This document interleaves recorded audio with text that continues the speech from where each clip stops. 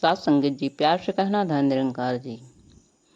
सात संगत जी, आज दासी आप लोगों के बीच उपस्थित हुई है। आज जो है दासी के विचार का विषय है, मनुष्य स्वयं अपने दुख का कारण है। सात संगत जी, हम सत्संग में भी जाते हैं, मंदिर में भी जाते हैं, गुरुद्वारे में भी जाते हैं सुख की तलाश में, लेकिन सुख नहीं मिलता है।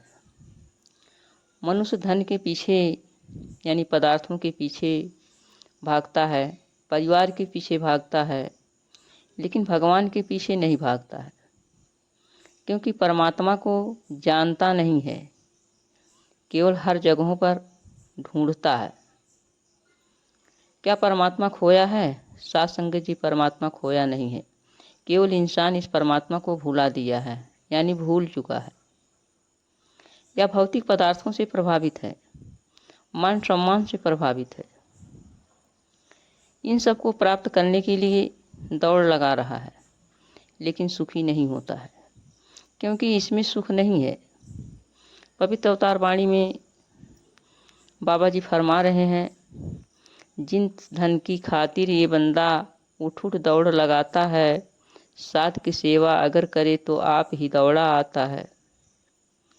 सत्संग जी, जहाँ सुख है उसके तरफ इंसान का ध्यान ही नहीं जाता है, यानी पदार्थों के पीछे भागना, पदार्थों को प्राप्त कर लेना सुख नहीं है। पदार्थ हमें मिल भी जाएंगे तब भी हमें सुख नहीं दे सकते हैं।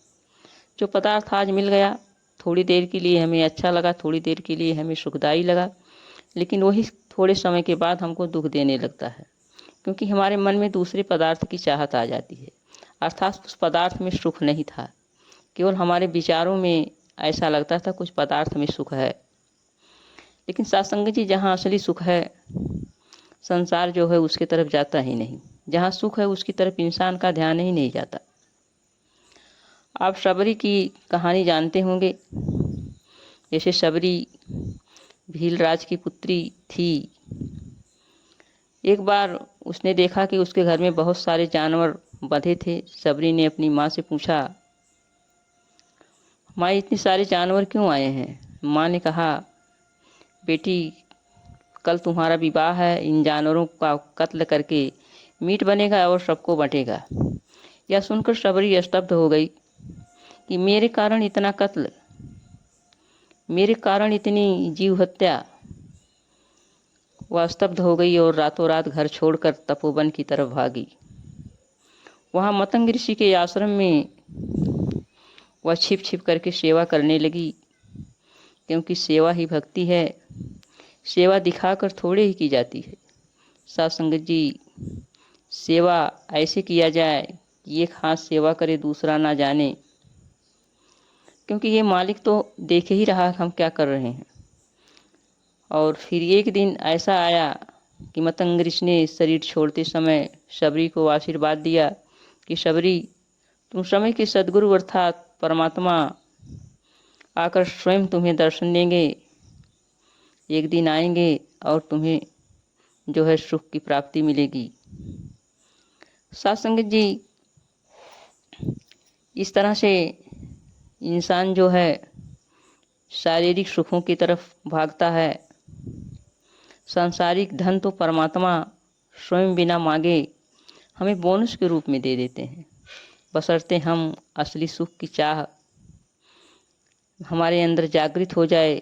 असली सुख प्राप्त करने के लिए परमात्मा की कृपा से सद्गुरु के चरणों में आ जाएं, यहाँ लिपट कर अपनी झोली फैला करके मांगें कि हे प्रभु, हम आपके शरणागत हैं, आप अपने चरणों में मुझे स्थान दीजिए। सत्संग जी, राम नाम रूपी धन की प्राप्ति हो जाएगी तो कभी खर्च नहीं होगा, क्योंकि ये खर्च होने वाली चीज़ नहीं है। ये हमेशा ये धन बढ़ता ही जाता है। इस धन की कभी समाप्ति ही नहीं होती है। और जिनके पास राम नाम रूपी धन है वही सबसे बड़ा धनवान भी कहा जाता है। कहा गया है कि राम रतन धन पायो, मीरा जी यही धन प्राप्त करके नाची और गाई, पायो जी मैंने राम रतन धन पायो। वस्तु अमोलक दी मेरे सतगुरु कृपा करी अपनायो। खर्च न खूटे चोर न लूटे दिन दिन बढ़त सवायो। सत्संग जी, यही धन पा करके मीरा गायन और स्पष्ट कर रही हैं कि यह धन सबसे अमोलक है। सतगुरु ने मेरे ऊपर बड़ी कृपा की है। कैसी अमोलक वस्तु मेरी झोली में डाला है, और यह ना खर्च होता है, न इसे चोर चुरा सकता है, न भाई बांट सकता है, बल्कि ये जितने ही हम इसको खर्च करते हैं उतने ही बढ़ता जाता है। अर्थात सत्संग जी, हम जितना जितना ही सत्संग करते हैं, जितना जितना ही हम लोगों के बीच इस परमात्मा की चर्चा करते हैं, उतना ही उतना परमात्मा के ऊपर हमारा विश्वास बढ़ता जाता है। सत्संग जी, मीरा जी ने वह सुख प्राप्त की जो हीरे जवाहरात से भरे महलों में नहीं प्राप्त की थी। वो सुख जो है इस राम नाम रूपी धन को प्राप्त करने से उनको मिला। सत्संग जी, आज समय के सदगुरु धरती पर उपस्थित हैं और सभी को सुखी करने का बीड़ा उठा लिया है। तो आइए इनके चरणों में ही हम परम सुख की प्राप्ति करें और जो है अपने जीवन को सुखमय बनाएं। सत्संग जी, कहा गया है, जो सुख चाहो सदा शरण राम की लेहु। अर्थात अगर अपने जीवन में हमें असली सुख की चाहत है, हम अपने इस मनुष्य जीवन का असली मकसद प्राप्त करना चाहते हैं, तो समय के सदगुरु को समय रहते हुए इनकी शरण को पकड़ लेनी है, इनकी शरण में आ जाना है। तभी हमारे मनुष्य जीवन का मकसद भी पूरा होगा और हमें असली सुख भी प्राप्त होगा। और जो हम दुख में पड़े हैं सत्संग जी, वो क्षण भर में हमारा दुख समाप्त हो जाएगा। आइए सत्संग जी, सदगुरु के चरणों में अरदास करें। हे सदगुरु माँ, आप कृपा कीजिए कि जो भी आपके चरण शरण से नहीं लगे हैं उनको भी अपने चरणों में लगा लीजिए और उनका भी जीवन सुंदर एवं सुहेला बनाने की कृपा कीजिए। प्यार से कहना, धन निरंकार जी।